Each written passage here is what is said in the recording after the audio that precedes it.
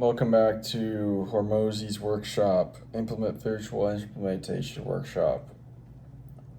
What did we learn about yesterday? Well, I know we got into the sixth M within the Hormozi 6 framework for deconstraining a business. The sixth is manpower. It is you have a lot of demand, but you have a problem supplying it. Okay, then we talked a little bit about industries that have supply problems more often, but everybody eventually faces supply problems. What is manpower? It's all about employees most of the time. So Hormozi flips this narrative from your supply constraint to you have a demand for or a need for employees, and so you have a demand problem from their end. Meaning, if you look at your customers and your employees, if you look at employees as another form of customer, then you have a demand problem for employees. And so for customers, you're looking at lifetime gross profit to CAC ratio, but for employees, you're looking at lifetime gross profit per employee to cost to acquire talent. So very similar, right? And it's going to be about churn rate. It's going to be about how expensive it is to train them. It's about how much they generate in profit versus how much it costs to acquire them, and potentially train them. Maybe not. Depends on how, I don't know. We haven't got that far yet. So some symptoms of when you're supply constrained. You have to turn down deals. You have a wait list. Your quantity is decreasing due to increased, your quality is increasing. Your service delivery or product quality is decreasing due to increased supply. Okay? Also, we went over the cash flow problem. That was the fourth part of the money framework or money kind of section. Cash flow problem. Ways to solve the cash flow problem are there are a lot of ways to solve the cash flow problem. Okay, you can try to push back when you pay vendors, meaning you pay after 30 days after it's supplied, 90 days after it's supplied, something along those lines. You can try to get you can incentivize paying annually or quarterly versus paying monthly, so you can bring the cash flow to the front. And when you're selling, you can present it as this is how much it costs, but you first present the number of if you pay monthly with all the, interest and inflation and all this stuff accounted for, and then you're like, okay, that's how much it is. But if you pay for it all up front, get this. So prepaying, that's a big way to do it. Guarantee if you prepay. Or just incentivizing the prepay or annual plans.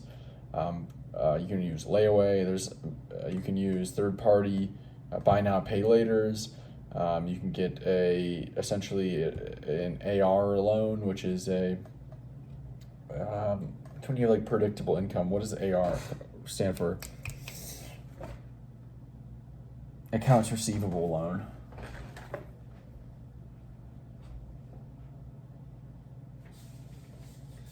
Every business is demand constrained, right? Okay. Push vendor terms.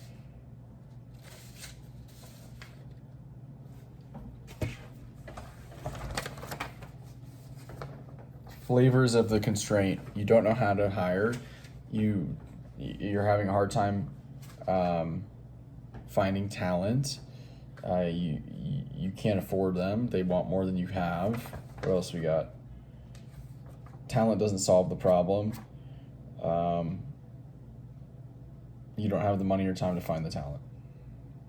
Some symptoms, like I said, wait list, turning down qualified leads, customers, quantity declining, staff is fully utilized, they can't do much else, and you're working personally over 70 hours a week on the business.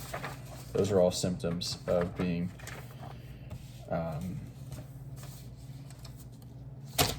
supply constrained, aka manpower is your constraint, aka demand from employees, or employee demand.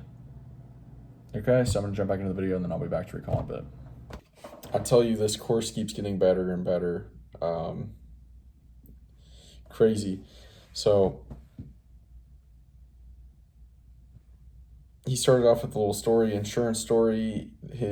One of his mentors was stuck at this level for a long time, this $10 million a year. And then he basically, he had like a $500 referral bonus. So if an employee referred another employee and whatever milestone they reach, they were 6 months in, they got all the training they were producing, then they got, the person that referred them got a $500 bonus. That just wasn't doing it. It wasn't really doing anything. So he looked at what's the LTG lifetime gross profit per employee, lifetime LTG PPE per employee, and it was each salesman he got for his insurance company was $250,000 gross profit per year per employee. So he's like, yeah, I can afford to spend $25,000 and still get a 10-to-1 return within a year. So he's like, yeah, instead of $500 bonus, I'll give you a $25,000 bonus, or incentive to refer people. It worked. Of course it worked. People are like, oh my gosh, everyone's referring people.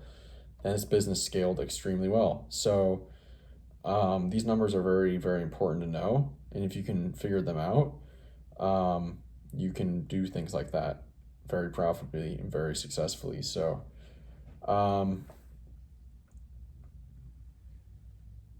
yeah, pretty cool stuff.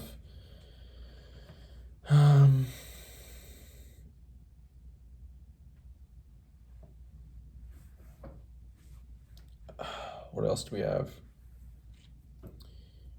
So as a service business, right, it's sometimes hard. The double-edged sword of service-based businesses. One,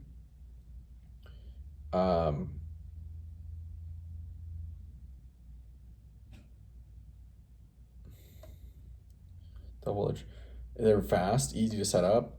Typically, the problem is they're hard to scale, though. So what should you reinvest your cash flow in a service-based business into? Two things, essentially: your brand and your talent. Because as a service-based business, you're essentially selling talent at a premium. You're essentially doing talent arbitrage. So talent is the core of your business. So that's where you should be investing a lot of your capital back into. So that's, yeah, super cool idea. Totally makes sense.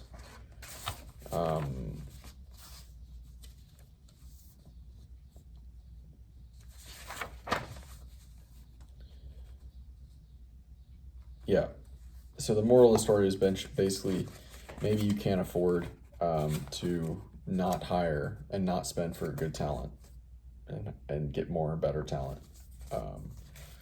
Hormozi did the same process for building out a bigger media team. So the core four you use for employees, no, the core four you use for customers, right? That is like cold outreach, warm outreach, paid ad spend. It's like, that's what it is. It's paid and free and cold and warm. So like, essentially that's for getting clients. But if you flip the narrative and say that getting customers is just another form of getting employees, right? Another type of customer, then you use the core four again. So he says employee referrals. That's the one he was talking about with that $25,000 for the sales. Employee referrals, in-house recruiters, community owners. I'm not exactly sure what that is. And then recruiters and staffing firms. So that's it for today. Talk to you tomorrow. See you.